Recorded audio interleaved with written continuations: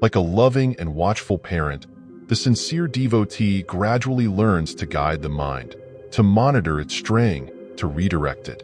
The essential practice is this: to patiently and firmly turn the mind away from all illusion of negativity toward home, toward what is eternally real and ultimately true in the spirit. Gradually, we learn. Never, ever allow the mind to droop. If we do, it snowballs. It goes into a downward spiral. We need always to be alert.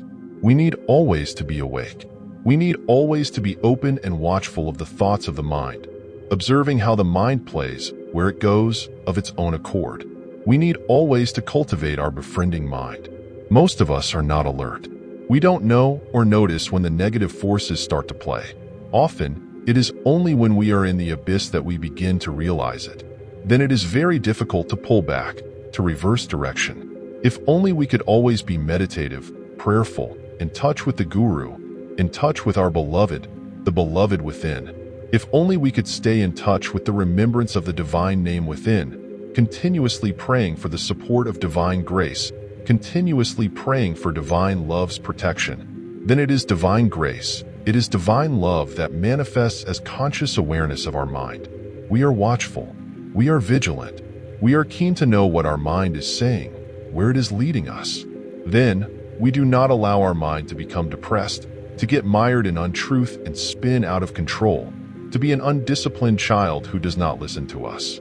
Whenever you notice yourself falling into self-criticism, catch yourself, befriend yourself, remind yourself. To fall in your own self-esteem is to fall into an abyss. You are on a journey home to your true self, to who you are in God. The vehicle of your mind naturally veers off course from time to time. You notice when it is leaving the highway, when it is taking you on a detour by falling into negativity. You simply make an adjustment by steering your mind back to the highway of what is true. Redirect your mind by recalling all the ways in which the divine tenderly, intimately, and actively loves you. Think of all the ways grace has moved through your life. See your heart and mind being washed in divine light and grace until you know, again, who you are in God. Recall the ways you serve others, the ways in which you work to manifest divine love and compassion, and know that God is within you. Affirm the beauty of your spirit as the truth of who you are. Affirm that the good in you is infinitely stronger, more powerful, and enduring than any conditioned, transient, human limitation. Know that all limitations will ultimately fall away to reveal the truth of the divine spirit, whose home is your heart. Bless others on their journey and cultivate compassion for all the ways in which we lose our way. Rejoice in the goodness that flows through your life and every human life, despite our illusory human limitations, and release all imperfection to the tender mercy and love of God for transformation. There is a single web of mind, one cosmic mind within which we are all living and evolving. If I am not able to be conscious of the vast, infinite cosmic mind, that is no problem. I do not have to worry about that. I may not know what is in the mind of God, but I can become conscious and aware of what is in my mind. I can reflect upon my own mind. I can see my own mind. I can watch my own mind, rather than letting it play itself out unconsciously. That attentive quality of consciousness, that awareness, is a kind of lamp which burns. In India, we say that temple looks best where there is a light continuously burning, enlightening the beautiful face of the Lord. We never allow that light to be extinguished. We need the lamp in the temple, but we also need the lamp that burns ceaselessly within. The temple priest must be careful and watchful to see that the oil does not run out. He replenishes the oil. He trims the wick to the right length to keep the light burning. It takes watchfulness, alertness to keep the lamp in the temple burning. The lamp within needs our watchful mind to tend the flame that is burning in our heart. The lamp is the flame of our aspiration. It is our yearning, our love for truth, our love for all that is good and beautiful, our love for God, our love of knowing our own self. It is our love of knowing who we are, why we are, where we are. Every fundamental question comes to be addressed, comes to resolution, provided we try to see through the lamp in our own heart and give up borrowing the answers of others. That is the light of awareness that we need to keep aflame in our hearts. Those who have that lamp, that awareness, ever burning in their heart, never go wrong in that light. They befriend everything that comes to them. They read between the lines. They come to understand the language by which God is trying to communicate to them. Such a mind is truly devoted, dedicated, offered to the divine. Such a mind gradually gets purified and is refined until it becomes stainless once again. Your befriending state of mind will attract the positive to you. As the seers of India often say, Yadrishi bhavana yashya siddhir bhavati tadrishihai. As you think, so you become. Whatever your thought, whatever your continuous thoughts, accordingly you become that. A truly happy person is one who continually dwells upon the thought of God. He or she is continually dwelling on the thought of God, the divine play of God, the words of God, God's grace, God's presence in everything, every moment. Such a person sees the divine hand in everything. Life is very simple. The best friend is one's own mind. There is no need to seek outward support anymore. Support comes from inside. It is like a fountain that was just emptied. Its source is open, so the waters come flooding back in. We create our own heaven, and we live in that heaven. We create our own hell, and we live in that hell. If you live in hell in this world, in this physical body, know there is another hell waiting for you when you leave this body. It will follow you wherever you go.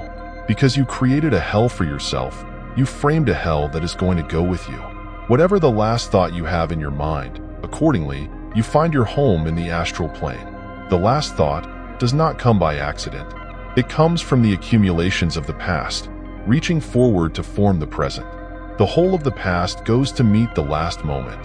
Why do we need to be prayerful always, watchful always, aware always? So we will not forget reality. Then we do not cheat ourselves or anyone else. Then, at our last moment, when there can be no cheating, at that moment when you are naked to your own self, where you cannot hide anymore, you are absolutely open to your true self. If you have practiced cultivating your positive, befriending mind for a long time, if your mind is ever in divine love, obviously, in that last moment you will have the thought of God and nothing else. Your movement will be toward God because you have been nurturing thoughts of God throughout your lifetime. If you continuously practice negative thoughts that take you away from truth, if you practice warring, you basically war with yourself. You are fighting yourself. You are draining your own energy. If you are cursing your fate, that you had this or that bad friend, that someone has caused you a bad experience, you are only cursing yourself. Look up. There is no enemy outside. Your only enemy resides in you. Your only enemy is inside you. That enemy is your uncontrolled state of mind. Your enemy is your own mind in ignorance of the relationship of the mind that is individual with the mind that is universal. Your enemy is your mind that is small, without understanding of its oneness with the mind that is infinite. Such a mind cannot connect between the two, so it has a very small supply of energy. Its reference point is very small, very shallow. The ego. Anyone can throw negative at you. Whether you accept it or not depends on your readiness. Nobody should be able to catch you unaware.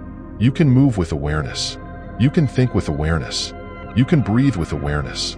You can see with awareness. You can respond with awareness. You can always be conscious of the inner thinker, seer, walker. It is a question of gradual practice. It is a question of living in a state of friendship, of awareness rather than ignorance or self-forgetfulness. You cannot escape the law of the universe. Whatever you give will come back to you. Give positive, positive comes back to you. Give negativity, negative comes back to you. It is a cycle.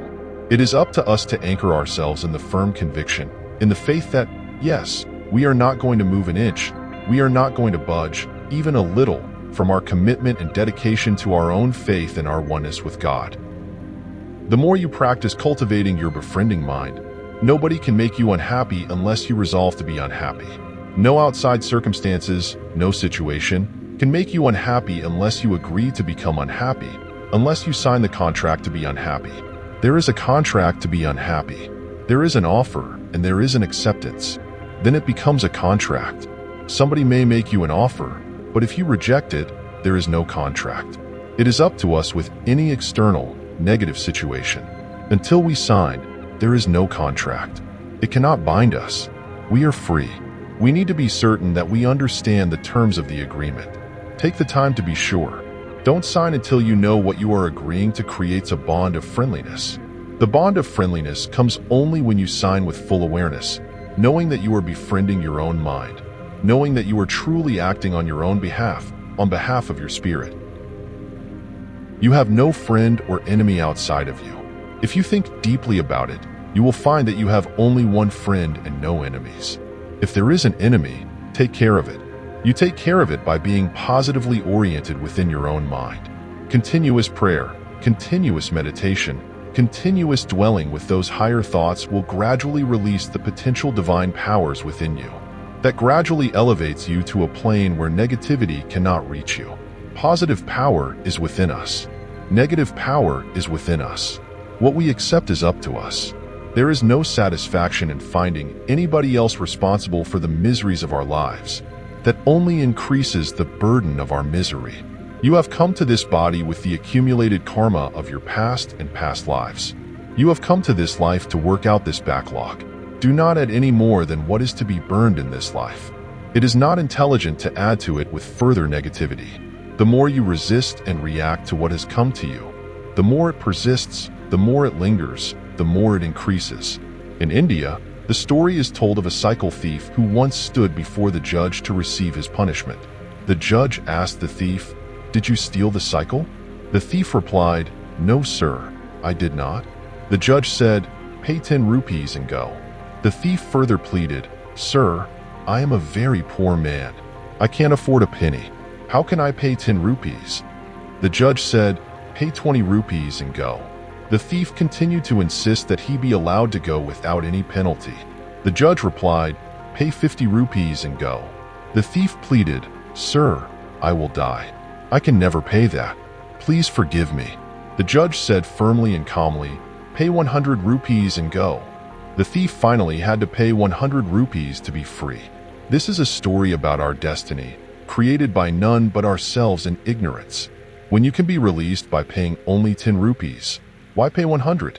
Everything that happens on the mental or physical plane happens due to our past karmic debts. If we pay our debts without grumbling, without further negativity, they are soon cleared. Witness the inevitabilities of life as they come and go. Don't grumble over them. Allow the clouds to pass away, with your mind fixed on the sun of awareness of God's grace and light. Allow God's grace to work on any negative forces. Then, you find life is full of ease. You allow God to take care of you. You allow your godly mind to take care of you. You allow your divine potential to take care of you. Thus, you have your best friend along with you everywhere you go in the world. In such state of mind, you are a renunciate monk.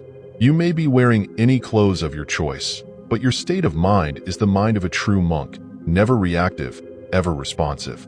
A true seeker's mind is dwelling on the plane of that positive, one-pointed thought of the divine potential that is within, on grace and its manifestations.